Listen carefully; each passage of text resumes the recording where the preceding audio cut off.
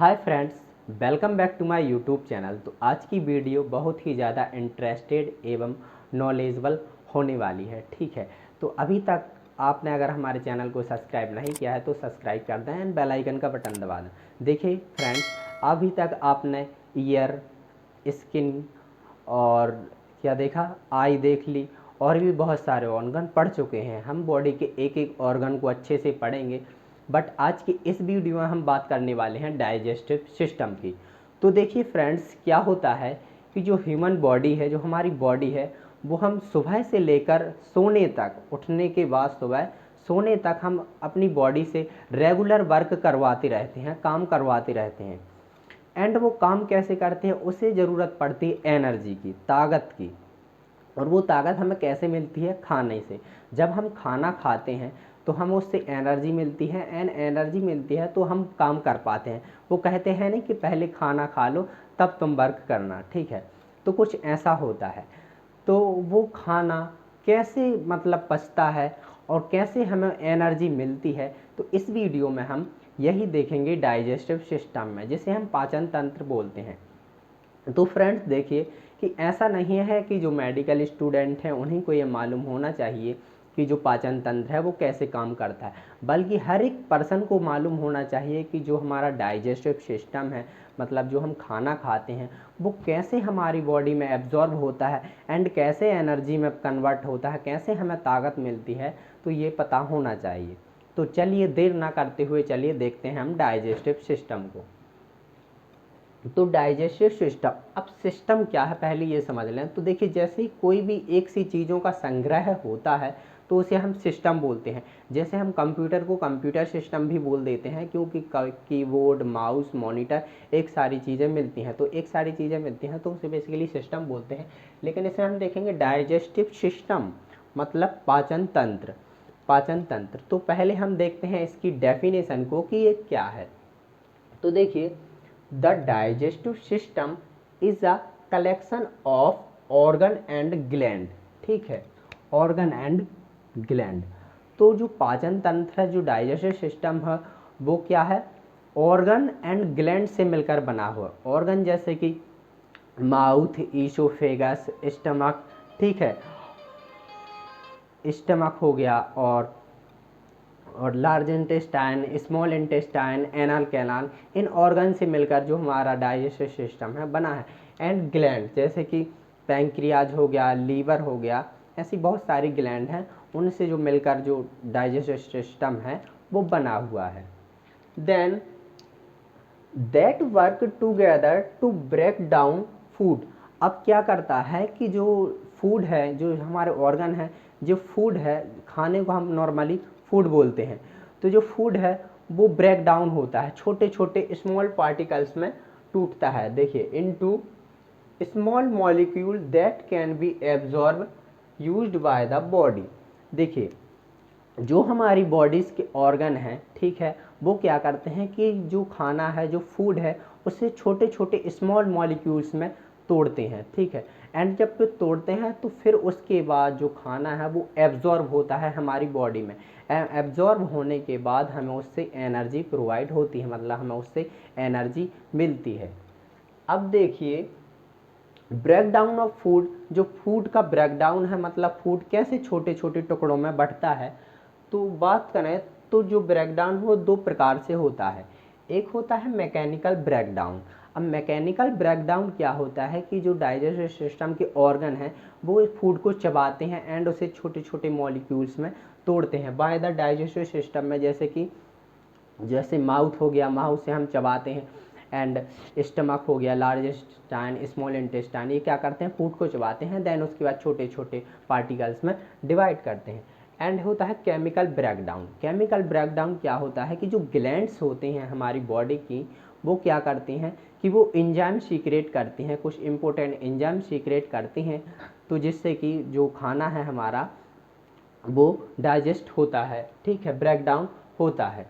ठीक है, एंड जो एसेसरी ऑर्गन्स होते हैं उस ये भी उसमें भी आते हैं, जैसे माउथ हो गया एसेसरी ऑर्गन में, लीवर हो गया, जो मतलब हेल्प करते हैं डाइजेस्टिव सिस्टम में। तो चलिए फ्रेंड, अब हम देखते हैं एक्टिविटीज़ ऑफ डाइजेस्टिव सिस्टम कैसे वर्क करता है। तो सबसे पहले देखिए इसमें आता है इंजेशन। क्या? इंजेशन। तो इंजेशन क्या कहलाता है? फूड को माउथ में इनटेक करना। हम फूड को माउथ में सबसे पहले क्या करते हैं? इनटेक करते हैं, मतलब मुंह में लेते हैं, ठीक है। एंड इंजेशन के बाद आता है प्रोपल्सन। प्रोपल्सन, तो प्रोपल्सन नाम से ही पता चल रहा है कि फूड का आगे मूव करना, मतलब जो हम फूड लेते हैं मुंह में, ठीक है, उस क्या होता है कि उससे सलाइवा में मिक्स होके, जिसे हम बोलस बोलते हैं, सलाइवा से में मिक्स होके बोलस बन जाता है। एंड इसके बाद क्या करता है कि जो फूड है वो स्मॉल इंटेस्टाइन में, लार्ज इंटेस्टाइन में मूव करता है, ठीक है। तो ये होता है क्या? प्रोपल्सन, ठीक है। एंड इसके बाद होता है डाइजेशन। डाइजेशन, डाइजेशन हम देख चुके हैं कि इसका डाइजेशन दो प्रकार से होता है, केमिकल ब्रेकडाउन एंड देन उसके बाद आता है मैकेनिकल ब्रेकडाउन। तो दो प्रकार से होता है, केमिकल एंड मैकेनिकल ब्रेकडाउन। छोटे और छोटे पार्टिकल्स में हमारा जो फूड है वो डिवाइड होता है, ठीक है। एंड उसके बाद हमें होता है एंड एब्जॉर्प्शन। एब्जॉर्प्शन, अब फूड छोटे छोटे पार्टों में जब डिवाइड होता है तो उसका क्या हो जाता है? फिर एब्जॉर्प्शन हो जाता है। देन एब्जॉर्प्शन होता है हमारी बॉडी में फूड का। एंड उसके बाद पता है आपको कि हमें एनर्जी प्रोवाइड मिलती है, हमें एनर्जी मिलती है, क्योंकि जब एब्जॉर्प्शन होगा टिश्यू में पहुंचेगा, न्यूट्रिएंट्स होते हैं, जो न्यूट्रिएंट्स हमें मिलते हैं फूड से, वो हमारी बॉडी में एब्जॉर्ब होंगे, उसके बाद हमें ताकत मिलेगी, एनर्जी मिलेगी, तो वो कहलाता है हमारा एब्जॉर्प्शन। And elimination. एलिमिनेशन, तो एलिमिनेशन क्या कहलाता है कि जो फूड डाइजेस्ट नहीं हुआ, मतलब जिससे कि हमें एनर्जी प्रोवाइड मिल गई, न्यूट्रिएंट्स सारे फूड से निकल गए, अब जो वेस्ट प्रोडक्ट बचते हैं, जो वेस्ट बचता है, वो क्या होता है कि हमारी बॉडी से एलिमिनेट हो जाता है, एक्सक्री आउट होता है, मतलब निकल जाता है, हम एनर्ज से उसे एक्सक्री आउट कर देते हैं। तो ये होता है एलिमिनेशन, जो कि फूड बचता नहीं है, वो एक्सक्री आउट हो जाता है। तो इस प्रकार से वर्क करता है। हाय फ्रेंड, तो चलिए अब हम देख लेते हैं डाइजेस्टिव सिस्टम की anatomy. Anatomy of digestive system. तो क्या होता है कि देखिए, तो फर्स्ट है ये हमारा माउथ, जिससे हम फूड इनटेक करते हैं सबसे पहले, ठीक है, माउथ में इनटेक करते हैं। एंड ये जो आप नली देख पा रहे होंगे, इसे बोलते हैं हम ईसोफेगस। ईसोफेगस, ठीक है। एंड इसके बाद ये है हमारा लीवर, ठीक है, लीवर। एंड इसके बाद ये होता है हमारा स्टमक, जिसे हम नॉर्मल आमाशय भी बोलते हैं। एंड ये है हमारा पैंक्रियाज, जो आप देख पा रहे होंगे, इसे हम पैंक्रियाज बोलते हैं। एंड इसके बाद ये है हमारी लार्ज इंटेस्टाइन। लार्ज इंटेस्टाइन हम नॉर्मली भाषा में इसे बड़ी आंत बोलते हैं। एंड ये है स्मॉल इंटेस्टाइन, जिसे हम छोटी आंत बोलते हैं, ठीक है। एंड इसके बाद आप देख पा रहे होंगे ये है रेक्टम। एंड जहाँ से हम फूड को एक्सक्री आउट करते हैं, ये है हमारा एनस, ठीक है। एंड जो लीवर के पास होता है छोटा सा, इसे हम बोलते हैं गाल ब्लैडर। तो कुछ इस प्रकार से एनाटॉमी होती है ये। तो चलिए अब हम देखते हैं जो एनाटॉमी है डाइजेस्टिव सिस्टम की, जो ऑर्गन है, इन ऑर्गन को दो पार्टों में डिवाइड करते हैं। फर्स्ट है हमारा प्राइमरी ऑर्गन एंड सेकंड है हमारा एक्सेसरी ऑर्गन। तो प्राइमरी ऑर्गन क्या है? जो बेसिकली फूड का डाइजेस्ट करते हैं, फूड को एब्जॉर्ब करते हैं, ठीक है। तो कौन कौन से हैं वो? सबसे पहले है माउथ। प्राइमरी में हमें इस वाले से टिक लगाते जा रहा हूँ, ये है first mouth primary organ. And second है ओशियोफेगस, जिसे हम एशियोफेगस बोलते हैं, ठीक है। एंड थर्ड है हमारा स्टमक, ठीक है, ये प्राइमरी ऑर्गन्स हैं। एंड इसके बाद हाँ, लार्ज इंटेस्टाइन, ठीक है। एंड इसके बाद है स्मॉल इंटेस्टाइन, ठीक है। एंड इसके बाद है रेक्टम एंड एनस। तो कुछ ये है हमारे प्राइमरी ऑर्गन, ठीक है। अब हम देखते हैं कौन? Accessory organ. असेसरी ऑर्गन क्या होते हैं? जो डाइजेस्टिव जो फूड है उसे डाइजेस्ट करने में हेल्प करते हैं, ठीक है। तो इसमें क्या होता है कि माउथ में होते हैं टंग, जो कि हेल्प करते हैं फूड को, ठीक है। एंड होते हैं टीथ, जो कि फूड को चबाने में हेल्प करते हैं। एंड इसमें होती हैं सलाइवरी ग्लैंड, जिससे सलाइवा सीक्रेट होता है, जिससे फूड वॉलस में बनता है, चिकना बनता है, ठीक है। एंड इसके बाद हमारा क्या आता है एसेसरी में? मैं इस वाले से टिक लगा रहा हूँ, अच्छा, लाल वाले से। तो इसमें होता है टंग एंड सलाइवरी ग्लैंड, ठीक है, एंड टीथ, तीन हो गए। एंड इसके बाद है लीवर, हाँ, लीवर एसेसरी में। एंड पैंक्रियाज हमारा असेसरी ऑर्गन है, एंड इसके बाद गॉल ब्लैडर हमारा असेसरी ऑर्गन है, जो कि क्या है, ये ग्लैंड है जो कि क्या एंजाइम सीक्रेट करते हैं फूड को डाइजेस्ट होने में। तो ये हमारे असेसरी ऑर्गन है। Primary organ and accessory organ दो पार्टों में डिवाइड किया गया है। चलिए अब आता है डाइजेस्टिव सिस्टम का मेन काम, वीडियो का भी मेन काम क्या है। तो देखिए, सबसे पहले हम फूड को इंटेक करते हैं, मतलब फूड को माउथ में लेते हैं। तो क्या होता है कि उसे हम चबाते हैं, ठीक है, चबाते हैं। एंड इसमें क्या होता है कि होती है कौन सी, सलाइवरी ग्लैंड। सलाइवरी ग्लैंड से क्या होता है कि सलाइवा सीक्रेट होता है। अब सलाइवा किसे कहते हैं, नॉर्मली हम हिंदी भाषा में उसे लार बोलते हैं, ठीक है। कि जब हमें कोई मनपसंद वस्तु हमें दिखाई देती है, कोई खाना पसंदीदार दिखाई देता है, जैसे मुझे जलेबी पसंद है, तो जलेबी देखते ही मुंह में पानी आ जाता है, उसे हमको बोलते हैं मुंह में पानी आना। तो इसे ही हम बोलते हैं सलाइवा, जिसे हम नॉर्मली भाषा में लार भी बोलते हैं। तो ये क्या करता है कि इस सलाइवा से निकलता है सलाइवरी इमाइलेज। अब सलाइवरी इमाइलेज निकलता है तो ये क्या कर देता है कि ये फूड को बना देता है चिकना, ठीक है, चिकना बना देता है कि फूड आसानी से आगे के पार्टों में, आगे के ऑर्गनों में जा सके, ठीक है। अब देखिए, अब जब फूड यहाँ से आता है, ठीक है, सलाइवरी इमाइलेज मिल गया उसमें, ठीक है, सलाइवा मिल गया फूड में। अब होता है कि यहाँ पर दो पाइप होते हैं, आपको ये ईसियोफेगस दिख रही होगी, बट ईसियोफेगस के बावजूद एक पाइप और होती है जिसे हम विंड पाइप बोलते हैं। अब विंड पाइप, इसे हम फूड पाइप भी बोलते हैं, फूड अंदर जाता है इसे हम फूड पाइप भी बोलते हैं। एंड एक होता है विंड पाइप।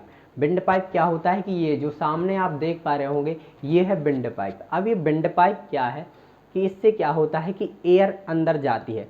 नॉर्मली हम बोलें तो हम माउथ से भी सांस ले सकते हैं, लेते हैं ना, माउथ से भी हम सांस ले सकते हैं। एंड उसके जस्ट पीछे इसके जस्ट पीछे होती है हमारी फूड पाइप, जो आप ये देख पा रहे होंगे, इसके जस्ट पीछे होती है फूड पाइप, जिससे फूड इंटर होता है आगे के पार्टों में। तो आपको ये मतलब कन्फ्यूजन होती होगी कि आखिर दो पाइप होते हैं ये और ओशियोफेगस, तो जब हम खाना खाते हैं तो आखिर ये डायरेक्ट ईसियोफेगस में ही क्यों जाता है। हो भी सकता है कि ये विंड पाइप में चला जाए, इसमें चला जाए। तो ये क्या होता है, अब एक क्वेश्चन उठना चाहिए कि आखिर जब हम खाना खाते हैं तो जब दो पाइप होते हैं, ओशियोफेगस एंड विंड पाइप, तो जो खाना है वो ओशियोफेगस में फूड पाइप में ही जाता है, क्यों जाता है। हो भी सकता है कि ये विंड पाइप में चला जाए, ठीक है, चला भी जाता है। जब छोटा पार्ट फूड का जब विंड पाइप में चला जाता है तो नॉर्मली हमें ठसका आ जाता है, बोलने लगते हैं कि कम कम खाओ, ठसका आ गया, ठसका आ जाता है। तो देखिए क्या होता है कि जो एक होता है कौन सा, एपिग्लोटिस नाम का एक छोटा सा पार्ट रहता है। वो क्या करता है कि जब हम खाना खाते हैं तो एपिग्लोटिस क्या करता है कि जो विंड पाइप है उसे बंद कर देता है। विंड पाइप को ऐसे रहता है, वो इसमें बनाने हैं स्ट्रक्चर, विंड पाइप को वो ऐसे बंद कर देता है ढक्कन की तरह, ढक्कन का वर्क करता है।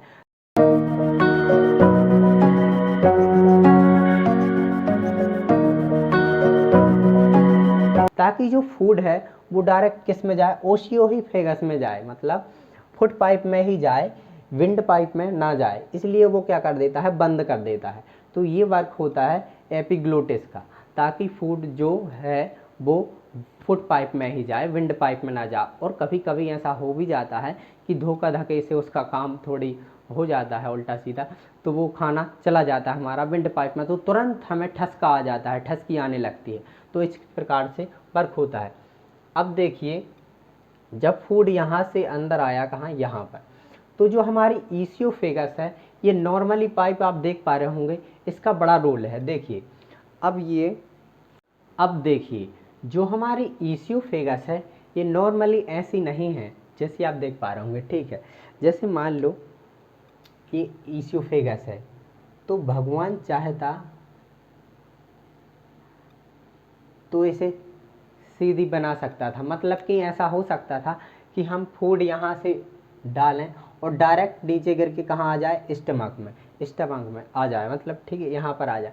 तो ऐसा नहीं होता कि जो हमने खाया वो डायरेक्ट ईसियोफेगस से डायरेक्ट इसमें स्टमक में गिर जाए। मतलब सीधा ऐसे गिर जाए। कोई भी वस्तु हमने, जैसे ये पाइप है, ठीक है, यहाँ से वाटर पानी डाला या फिर कोई फूड डाला तो वो डायरेक्ट इसमें से नीचे गिर जाए, ऐसा नहीं होता है। अगर ऐसा होता कि जो ऊपर से नीचे गिरता, तो जैसे हम लेट के खाना खाते हैं तो वो तो नीचे जा ही नहीं पाता, वो तो बीच में ईसोफेगस के बीच ही में रुक जाता ना। कि जब हम खाना खाते तो डायरेक्ट अगर ऐसे गिरता, जैसे हम कोई भी वस्तु को ऐसे गिराते हैं और डायरेक्ट नीचे गिर जाती, जैसे फूड यहाँ से डायरेक्ट गिरता तो डायरेक्ट इस स्टमक में गिर जाता, तो क्या होता कि जो हम लेट कर खाना खाते हैं नहीं खा पाते, और जैसे कि उल्टे लटक कर खाते तो फूड कभी इसमें जा ही नहीं पाता। जैसे हम उल्टे लटके हैं और खाना खाते तो फूड तो जाता ही नहीं फिर स्टमक में। तो इसमें क्या होता है कि जो हमारा ईसोफेगस है, देखिए ये हमारा ईसोफेगस है, ठीक है, ठीक है। तो इसमें क्या होता है कि जब हम फूड खाते हैं तो देखिए जैसे कि ये फूड आ गया,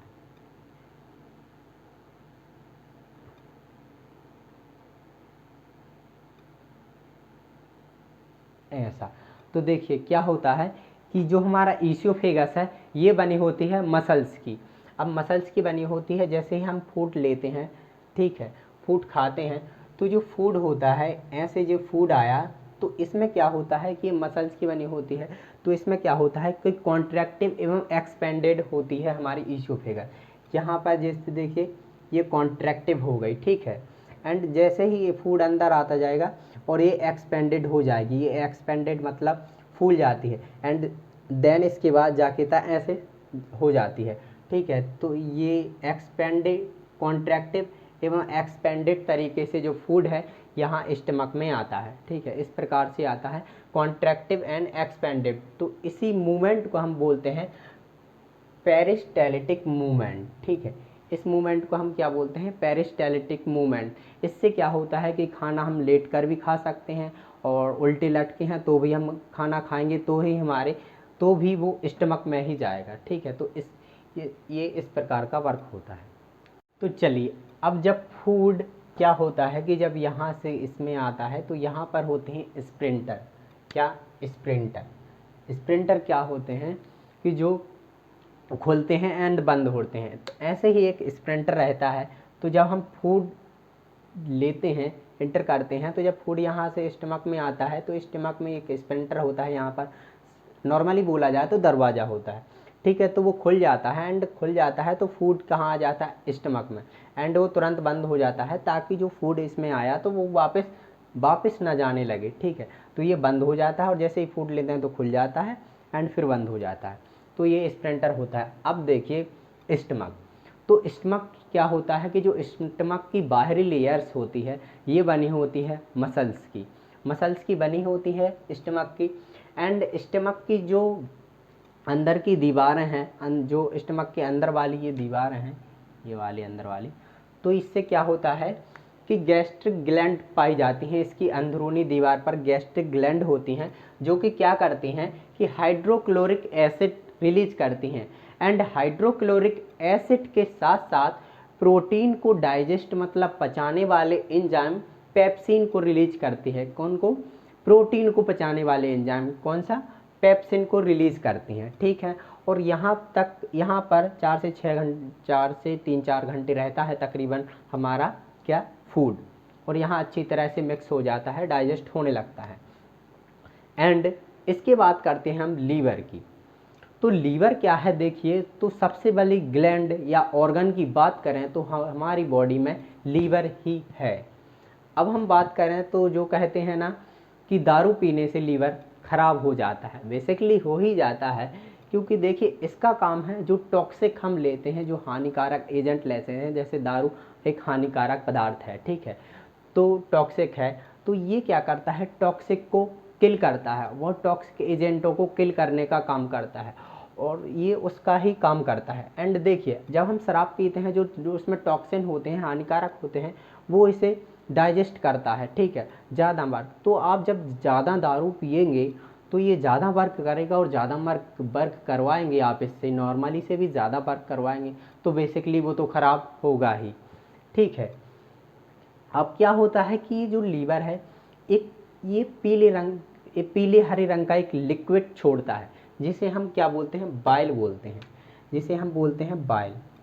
तो जो बाइल रिलीज होता है कहाँ से, लीवर से, वो बाइल टेम्परेरी स्टोर रहता है कहाँ पर, गॉल ब्लैडर में, ठीक है, ये रहता है गॉल ब्लैडर में स्टोर रहता है। अब बाइल क्या करता है कि जो एसिडिक है, एसिडिक जो फूड एसिडिक होता है, ठीक है, फूड होता है एसिडिक, तो फूड एसिडिक को कहा एल्कलीन, फूड एसिडिक होता है, तो बाइल क्या करता है कि बाइल उसे एल्कलाइन में बदल देता है। एल्कलाइन में बदल ग्लोब्यूल्स होते हैं, जो फैट के ग्लोब्यूल्स बड़े बड़े होते हैं, ये क्या करता है कि बाइल उसे छोटे छोटे स्मॉल स्मॉल पार्टिकल्स में डिवाइड कर देता है ताकि उसका डाइजेस्ट अच्छे से हो सके, ठीक। अब देखिए अब क्या होता है कि जो फूड है वो यहाँ पर स्टमक में तो आ गया। अब स्टमक के बाद यहाँ पर भी एक गेट होता है जिसे हम पाइलोरिक स्प्रिंटर बोलते हैं। अब पाइलोरिक स्प्रिंटर जब खोलेगा तो फूड आता है हमारा स्मॉल इंटेस्टाइन में। अब स्मॉल इंटेस्टाइन नॉर्मली हम छोटी आंत भी बोलते हैं, हमारी दादी लोगों से आंतें ही बोलती हैं, कहें आंत है। तो जो स्मॉल इंटेस्टाइन है, जो इसकी लंबाई है वो क्या होती है, 6 मीटर, ठीक है, 6 मीटर, तकरीबन 3 मंजिला इमारत इसकी लंबाई होती है। अब इसकी लंबाई इतनी ज़्यादा होती है तो ये कैसे बन जाती है हमारे सिस्टम में, ये क्या होती हैं कि ये मुड़ी हुई होती हैं, जो आप देख पा रहे होंगे ऐसे गठियानी टाइप की होती हैं, मुड़ी हुई होती हैं, जिस कारण से ये आ जाती हैं हमारी बॉडी में, ठीक है।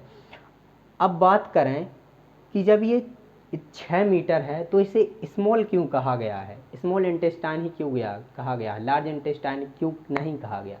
तो इसलिए नहीं कहा गया इसे लार्ज इंटेस्टाइन क्योंकि ये जो स्मॉल इंटेस्टाइन है ये लंबाई में तो होती है 6 मीटर, बट ये मेन इसका क्या रीज़न है कि ये पतली होती है, ठीक है, ये होती है पतली, इसलिए इसे स्मॉल इंटेस्टाइन बोला जाता है।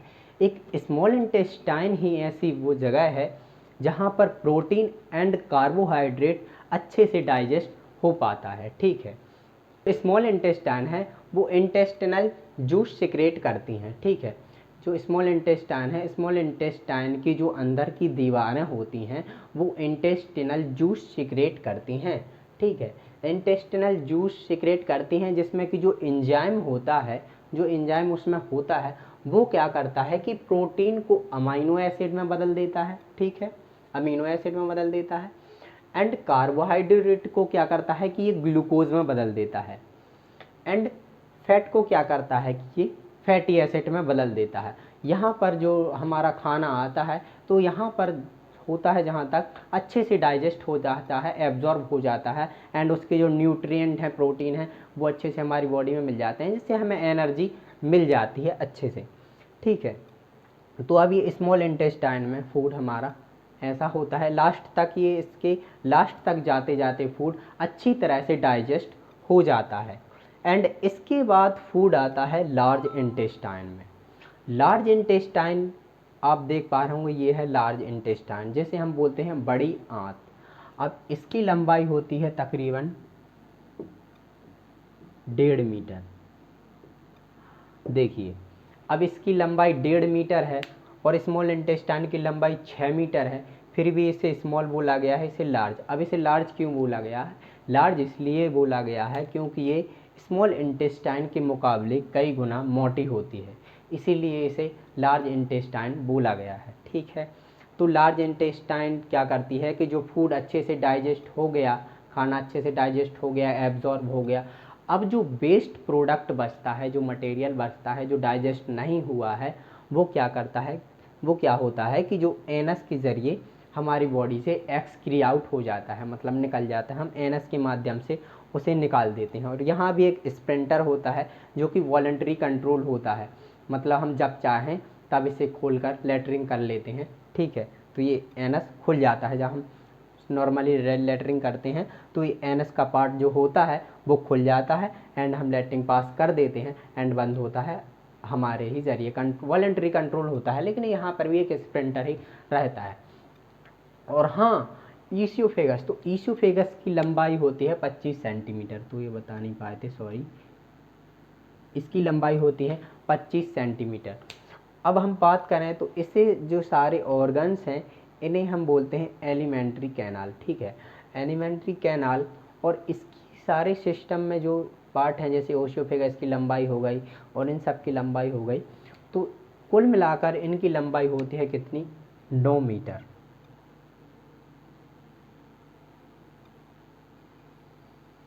9 मीटर लंबाई होती है। अब हम एक बार ओवरव्यू देख लेते हैं, थोड़ा सा देख ही लिया हमने, बट हम देख लेते हैं। माउथ में हमने खाना खाया, सबसे पहले माउथ में चबाया, ठीक है, चबाने के बाद उसमें क्या होता है कि सलाइवरी ग्लैंड होते हैं जिससे सलाइवा सीक्रेट होता है, ठीक है, सलाइवरी ग्लैंड से सलाइवरी इमाइलेज मिलता है जिससे फूड फिर यहाँ पर आता है, कौन से, पेरिस्टालिटिक मूवमेंट से यहाँ पर अंदर आया एंड आया स्टमक में। स्टमक ने क्या करा कि गैस जूसेस छोड़े, ठीक है, और यहाँ पर 3 से 4 घंटे तक फूड को रखा, अच्छे से डाइजेस्ट हुआ, उसमें केमिकल्स मिले एंड क्या हो, डाइजेस्ट में क्या करता है कि लीवर ने भी वर्क किया, उसमें एंजाइम मिलाए एंड पैंक्रियाज ने पैंक्रियाटिक एंजाइम मिलाए, ठीक है। इसके बाद आ गया हमारा फूड कहाँ पर, स्मॉल इंटेस्टाइन में। स्मॉल इंटेस्टाइन में फूड का अच्छी तरह से डाइजेस्ट हो गया, मिल गया, एब्जॉर्ब हो गया बॉडी में, जो प्रोटीन है मॉलिक्यूल्स हैं ज़रूरी वो हमारी बॉडी में एब्जॉर्ब हो गए। एंड इसके बाद जो फूड नहीं पचता है, जो नहीं पचा, वो क्या आ गया, लार्ज इंटेस्टाइन में आ गया। लार्ज इंटेस्टाइन में आते आते फिर वो एनाल कैनाल। तो फ्रेंड्स, आपसे रिक्वेस्ट है कि अपना छोटा भाई समझकर हमारे वीडियो को like and subscribe and share ज़रूर करें, क्योंकि एक वीडियो बनाने में बहुत सारा टाइम लग जाता है एंड मेहनत भी बहुत लगती है, तो आपके लिए मैं बहुत मेहनत करता हूँ। तो प्लीज़ हमारे चैनल को सब्सक्राइब ज़रूर करें एंड शेयर भी ज़रूर करें। Thank you.